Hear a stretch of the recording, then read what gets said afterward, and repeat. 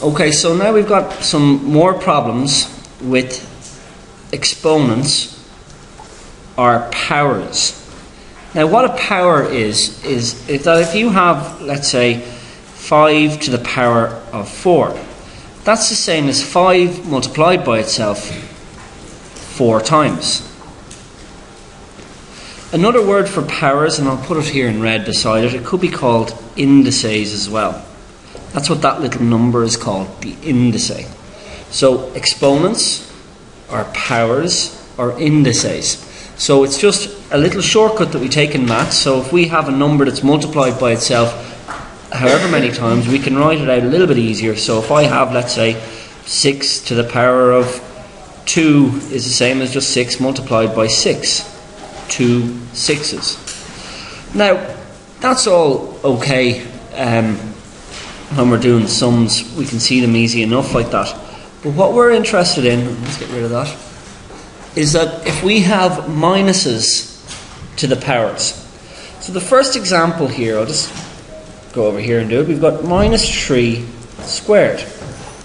So this is equal to minus 3 times minus 3. So this is equal to a minus times a minus is a plus.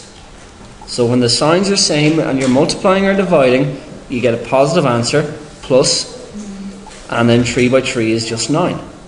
So for the first one there, it's quite easy to break the problem down and we see what the answer is. Now for question 2 here, it's a little bit different. We have minus 4 to the power of 3. Now in this case, we're going to have minus 4 multiplied by minus 4 multiplied by minus 4. Now, we haven't come across this one. We've got 3 numbers multiplied, so what do we do? Well, what we can do is we can take it in 2 steps. So if we look at this problem here first, minus 4 by minus 4, we can do that part of the sum already. A minus times a minus would give us a plus, because the signs are the same. When you're multiplying or dividing, you get a positive answer. And 4 by 4 is 16, so we'd have a plus 16. And then we've still got that minus 4 from the previous part. So now what we have is a positive multiplied by a negative.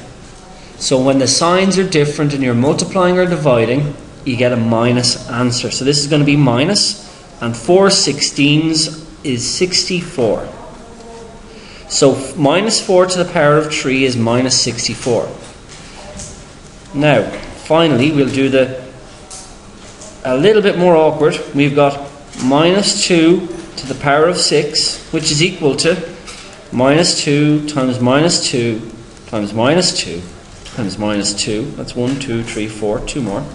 Minus 2 times minus 2. Now, for this one here, again, we can do it in pairs. We can do that pair there, we can do that pair there, we can do that pair there, and we can move on to this one. So we have this is equal to minus 2 times minus 2 is plus, 2 by 2 is 4, plus 4. Again for this one, and I'll do it in a slightly different colour. Minus 2 times minus 2 again is plus, because the signs are the same. When you multiply and divide, you get a positive answer. 2 by 2 is 4. And then for the final one there, it's the same again.